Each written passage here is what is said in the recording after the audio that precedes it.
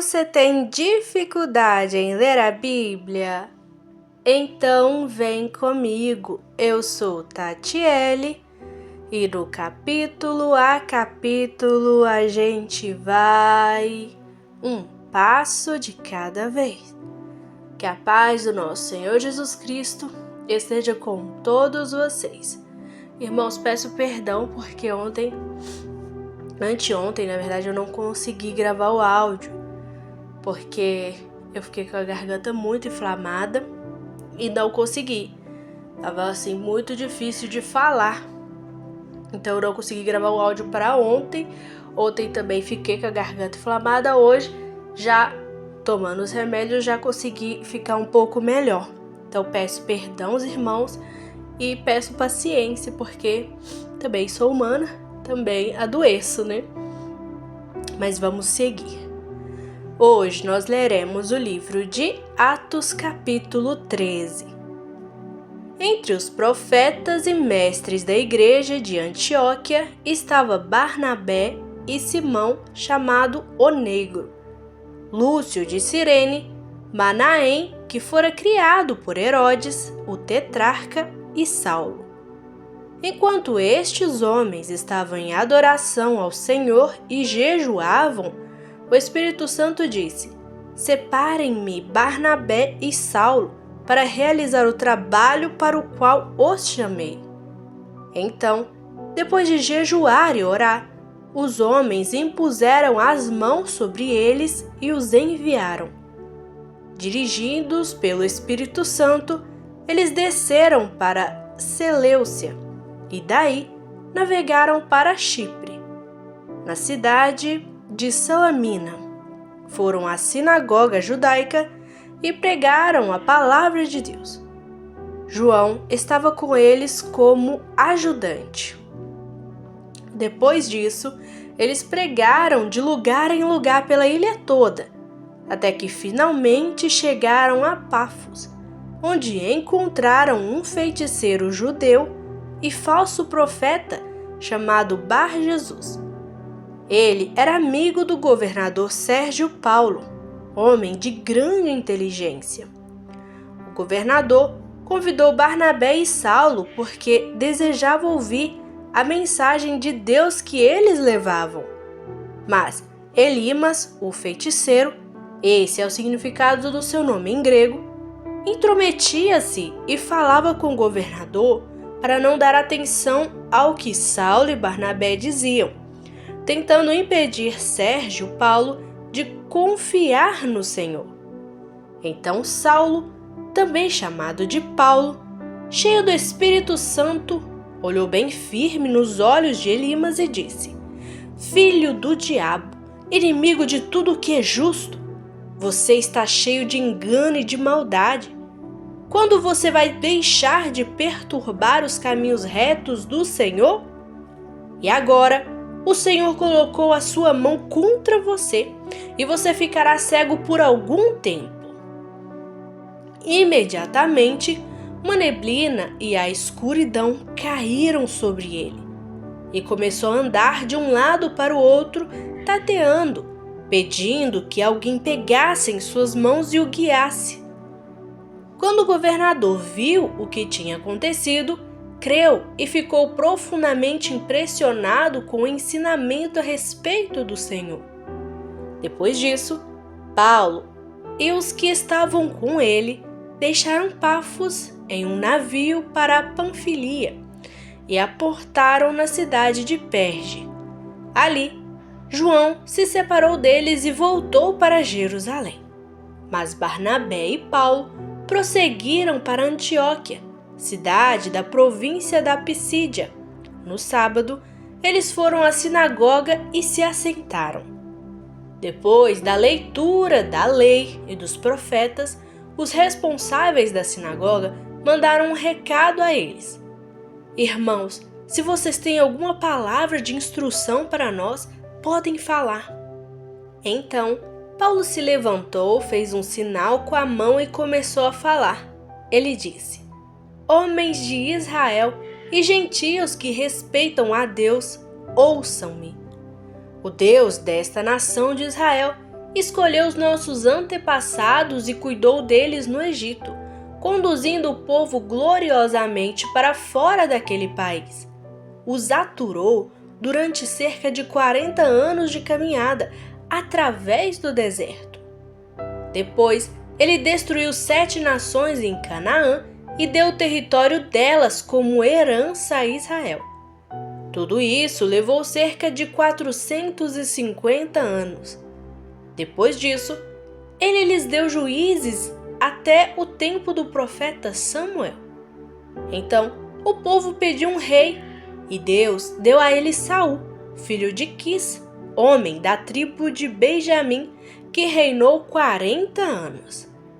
Mas Deus afastou Saul do trono e colocou Davi em seu lugar. Deus disse o seguinte a respeito dele: Davi, filho de Jessé, é um homem de acordo com o meu coração. Ele me obedecerá. Da descendência de Davi, Deus trouxe a Israel o Salvador Jesus, como tinha prometido. Porém, antes da vinda de Jesus, João Batista pregou o batismo do arrependimento para todo o povo de Israel.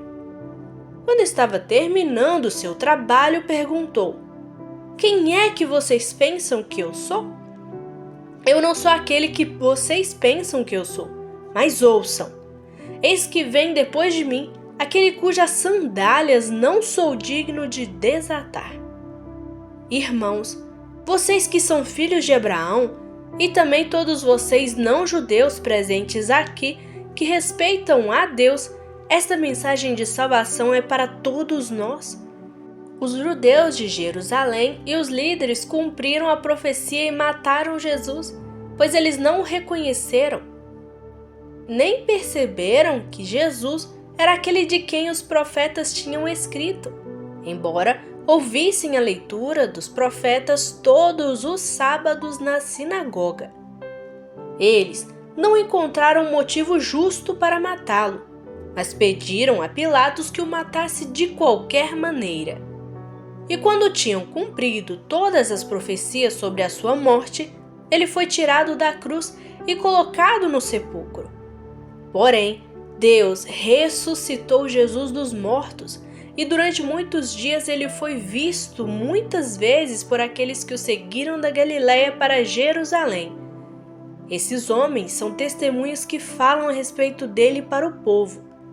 E agora, nós estamos aqui para trazer a boa nova a vocês, que a promessa de Deus aos nossos antepassados cumpriu-se em nosso próprio tempo, no qual Deus ressuscitou Jesus, como está escrito no Salmo 2.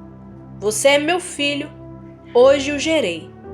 Pois Deus tinha prometido ressuscitar Jesus para que não fosse destruído pela morte.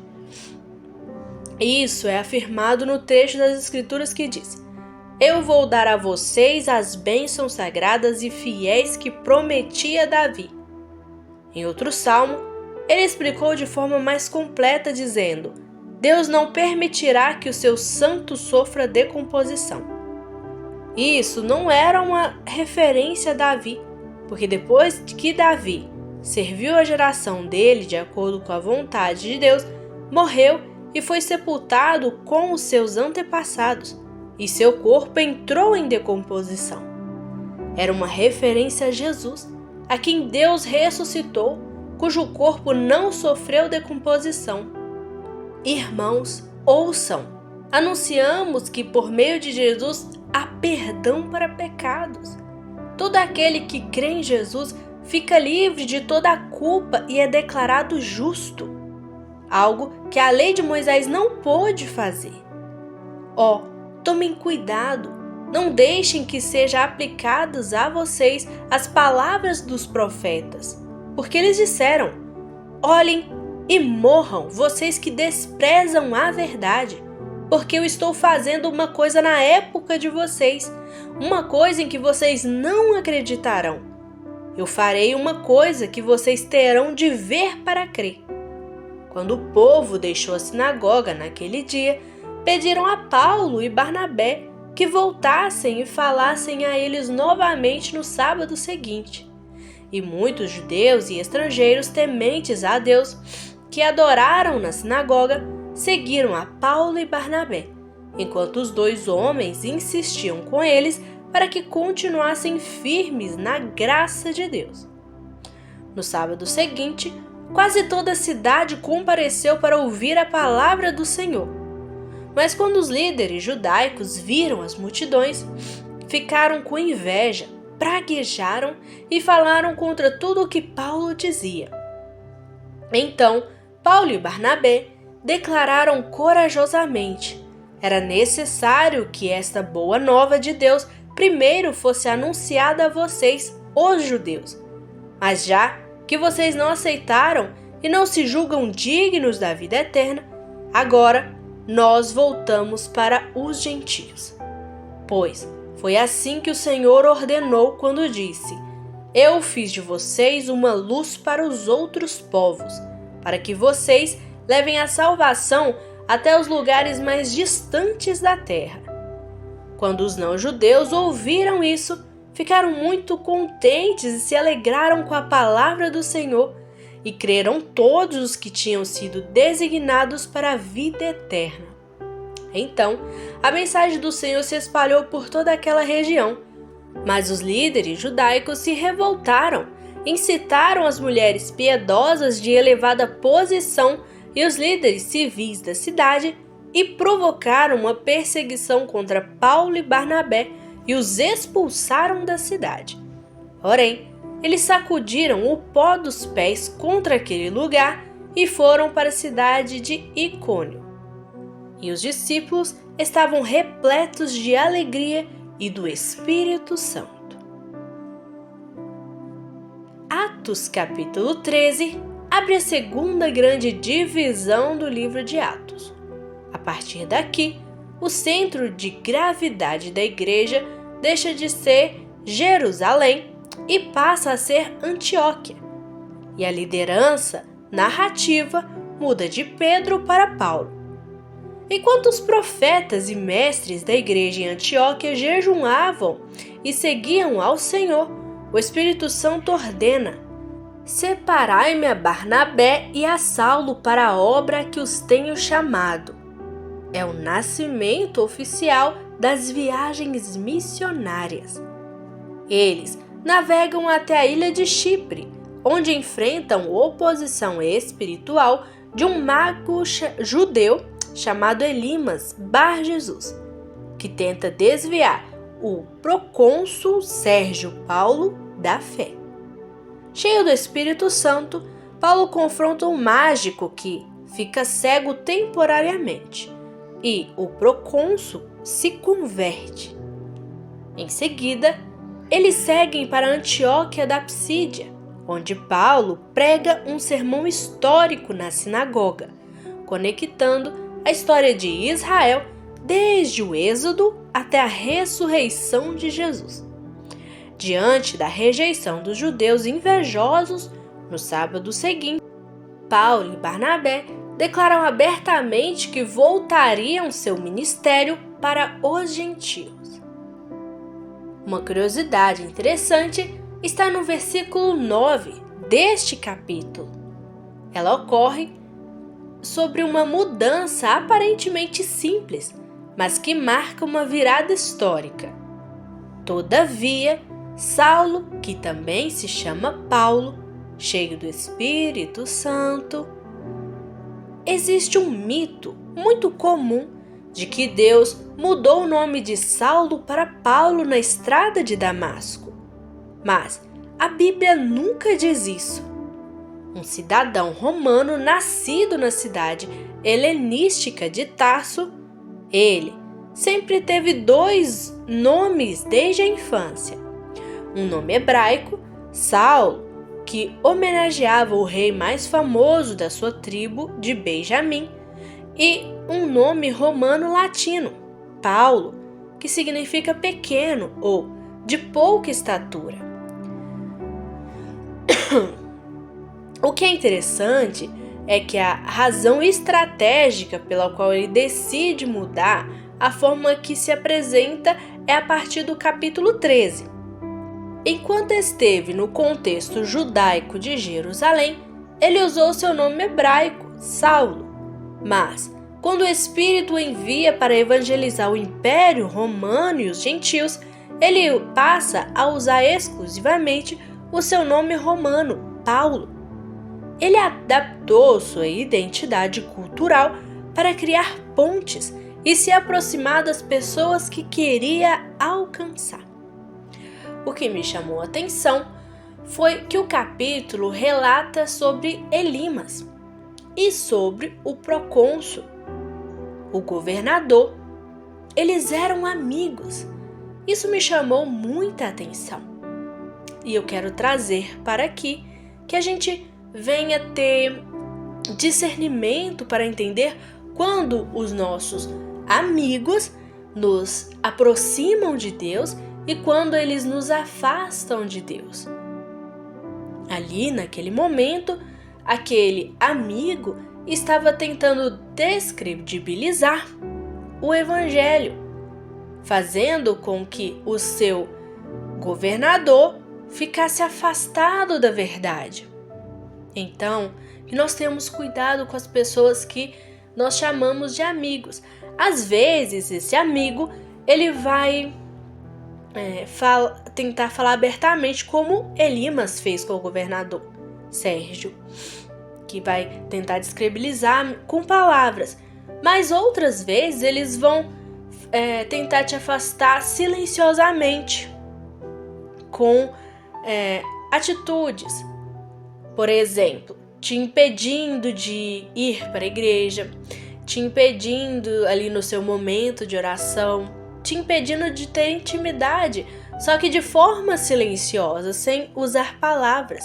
E nesse momento, nós também devemos ter discernimento para entender e para priorizar primeiro as coisas do reino. Depois, é claro, a amizade. E outro ponto que também me chamou a atenção foi o versículo 39 que diz: todo aquele que crê em Jesus fica livre de toda a culpa e é declarado justo, algo que a lei de Moisés não pôde fazer. Isso me chamou a atenção porque muitas vezes, quando pensamos em justo, a gente sempre pensa em alguém que é santo, alguém que não peca, a gente sempre pensa que é outra pessoa, porque nós temos consciência dos nossos pecados, né? Se temos o Espírito Santo, temos consciência, porque é o Espírito Santo que convence. Então temos consciência e muitas vezes a gente não se enxerga justo, mas que essa mentira de Satanás caia por terra agora em nome de Jesus, porque a palavra do Senhor diz que se cremos em Jesus, nós nos tornamos justos. Por quê? Porque ele se fez pecado para que tirasse o pecado de nós. Ele se fez culpado para que nós nos tornemos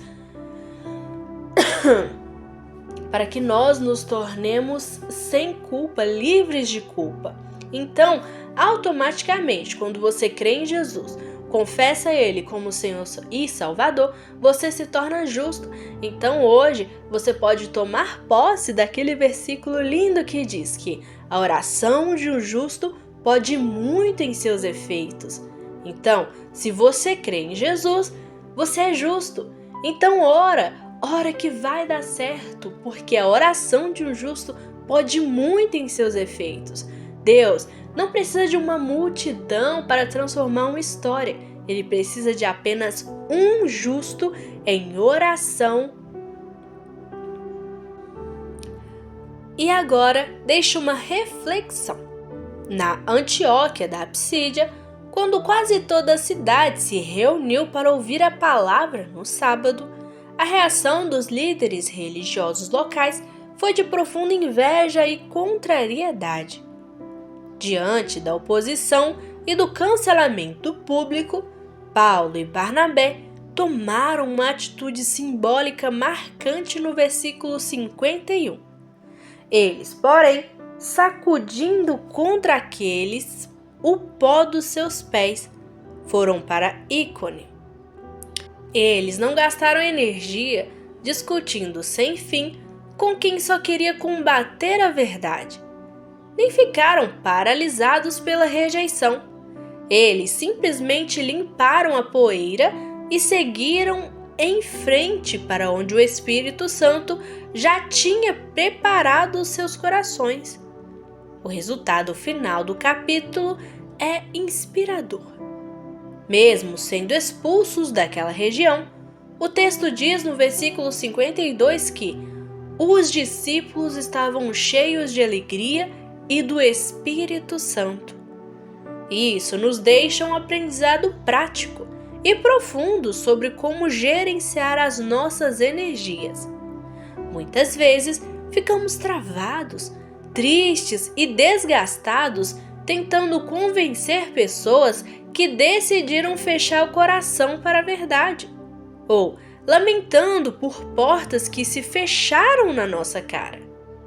A sabedoria do reino nos ensina que a rejeição de alguns não é o fim do nosso propósito, é apenas o sinal de Deus para que a gente sacuda o pó e direcione o nosso amor e o nosso serviço para onde a semente realmente vai dar frutos. Então hoje, pensa sobre isso. Você tem gasto a sua energia emocional tentando insistir em ambientes ou relacionamentos que só te trazem desgaste e rejeição, ou tem tido a sabedoria de sacudir o pó para focar nas oportunidades e nas pessoas que Deus já colocou no seu caminho para florescer? O que você precisa deixar para trás hoje para seguir em frente com a alegria do Espírito? Esse foi o capítulo a capítulo de hoje. Se isso falou com você, me acompanhe amanhã. Aqui a gente segue junto, um capítulo de cada vez. E que a paz do nosso Senhor Jesus Cristo esteja com todos vocês.